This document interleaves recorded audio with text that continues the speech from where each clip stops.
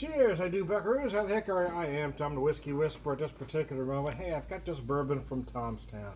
Tomstown Distilling double oaked bourbon whiskey, 90 proof.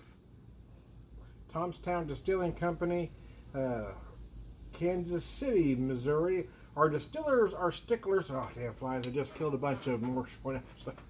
The hazards of drinking outside, by golly. Anyway, there's four.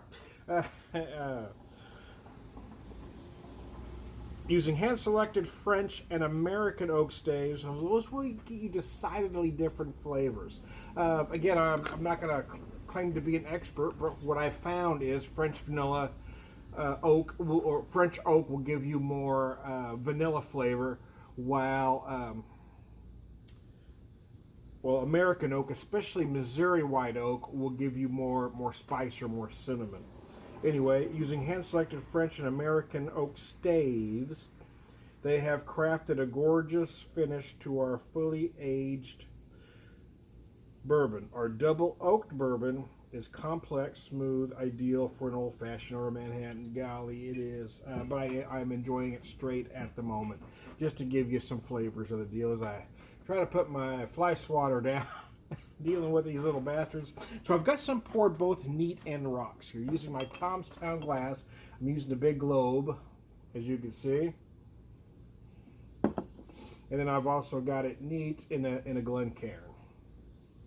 But because I don't want it to melt too much, I'm going to tackle the rocks first. I've got a jigger pour in each one, 1.5 ounces. Yeah, French oak, I've found anyway. Again, there's no science behind this. This is just what I've tasted. Yeah, I found that French oak typically gives you more vanilla, while American oak, especially Missouri white oak, I've noticed really gives you a lot of spice notes, cinnamon in particular. Killed a bunch, but they still keep coming back, man. Anyways, let's get to the whiskey. I don't let a little thing like that stop me. I was cranking some Delta Moon as I started this video. I had a great time at Tomstown Distilling. Their I don't know, their lounge, speakeasy portion of the place is beautiful. It is. It's got the jazz in the background, set up like an old speakeasy. I had a great bartender. His name was Jonathan, who made what was probably the best Manhattan I've ever had in my life. They've got a lot of cocktails on the menu. A lot of them aren't what I'm looking for, right? I guess I'm a little particular. I'm not crazy about nouveau cocktails, and I'm crazy about sweet cocktails. And that seems to be what younger drinkers are looking for today. I'm very much a classic cocktail guy, and so the Manhattan really is my go-to. Occasionally I'll drink an old-fashioned, but I typically find, especially getting them out, old-fashions tend to be a little too sweet for me.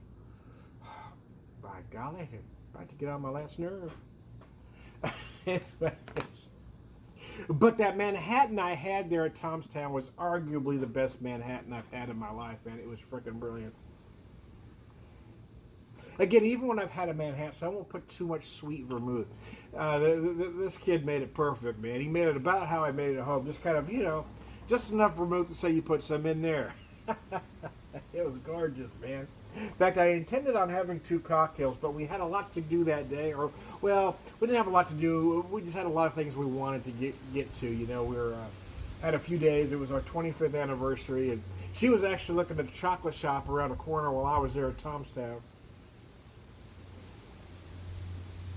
So what I'm getting on the nose right now is a whole lot of oak. A little bit of vanilla, a little bit of spice.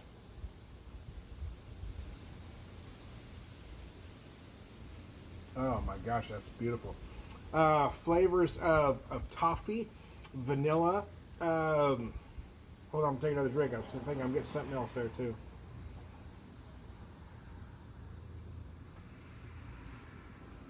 I feel like I'm getting some slightly sweet orange notes as well.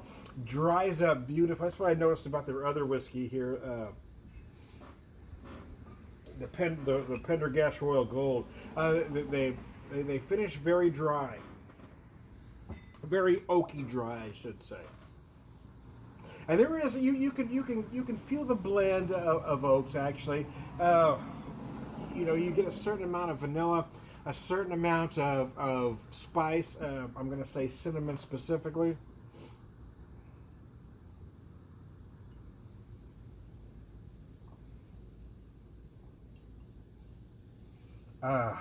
Good gravy. That's gorgeous. I do like the way how it just dries up on your palate nicely, leaving you with just a little bit of that oak, just slight lingering notes of vanilla and cinnamon. I'm gonna say, you know, you typically get from bourbon will tend to give you a lot of either caramel and or toffee notes.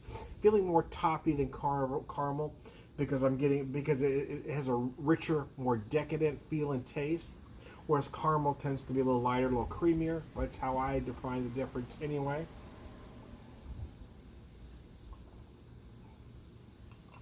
This is they mentioned the cocktails, but this is a fine whiskey to drink on the rocks. But I wouldn't let too much. I don't want too much water to melt in this. You get it just cold enough, and you get just enough melt off where it really, what I call the sweet spot. It just brings those sugars all to the surface. And right now I feel like I'm getting just the slightest hint of molasses in there, just bringing all those sugars to the surface.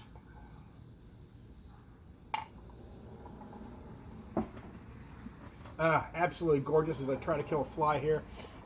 Little bastard. Anyway, hey, how about that for a video? We're going to drink bourbon and kill flies, by golly. Bastards.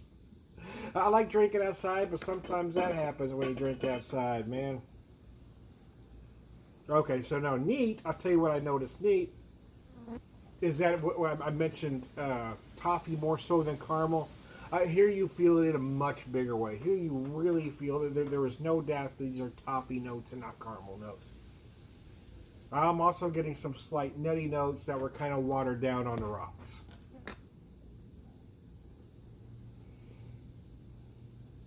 And if I had to pinpoint the specific nutty notes, I'd say more in the form of hazelnut than anything else.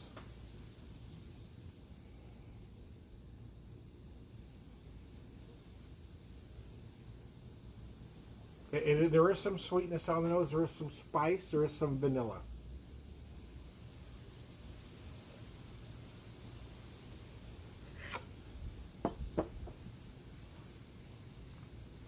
I killed 4 flies before I started the damn video, and I didn't see any. Then as I got going here, now they all showed up again. Of course, I got the garage door open. You know, it's not like there's there's a limited amount of flies. They show up, man.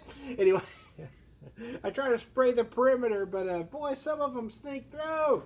They're killing me, man. So what I do notice a lot about neat is I'm feeling more of the spice. Whereas the colder that got and the more that ice melted, the more the spice dissipated, the more the vanilla and the sweetness came to the surface. Here, neat, the vanilla, the toffee, I mentioned orange notes at one time, kind of a sweet and orange note. Almost like a very light marmalade-like note.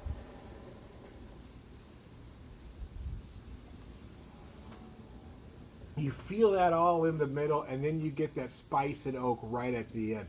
And where I was feeling a nice pleasant mix of both the French oak and the American oak, here I'm feeling more spice, which tells me I'm getting more of that American oak than I am the French oak. But there is a decent amount of vanilla, but it is a very rich, decadent whiskey. This runs about $40 a bottle. At the distillery, it ran $42, but I don't think they charge tax on it there at the distillery. I happened to pick it up the day before I went to the distillery, not knowing I was going to be able to get there for sure. The Pendergast runs about $50, so you're looking at $40 price point and a $50 price point. So if your question is how would I put this up against other whiskeys at a similar price point, for me, it really isn't a contest. If I was spending $40 for a bottle of whiskey, whatever choice was on there for $40, I would pick this one. And that is no lie. I really think it's that good. I also think it's every bit as quality as some I've had at 50, 60, and 70 a price point. And the Pendergast Gold, again, man, I think it's as good as some whiskeys I've seen at a $75, $80 price point. I think these whiskeys are that good. I just don't think they're quite known to a lot of the markets yet.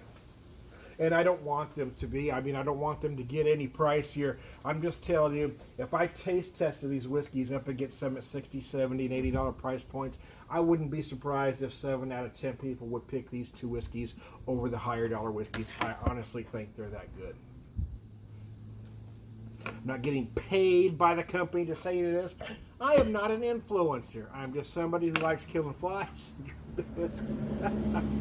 Killing flies and drinking whiskey, son of a bitch. They're pissing me off. Again, I'm not getting paid. There's no endorsements. I'm not getting anything in the mail from Tom's Town. This is just a guy doing an honest assessment of these whiskeys, and they really are that good. Or this whiskey, I'm just having the one at the moment, but I'm telling you, it really is that good. So there you go. If anybody has a chance to get to Tom's Town Distillery in Kansas City, I think you got to go, man, especially if you're a whiskey lover or if you like a classic cocktail.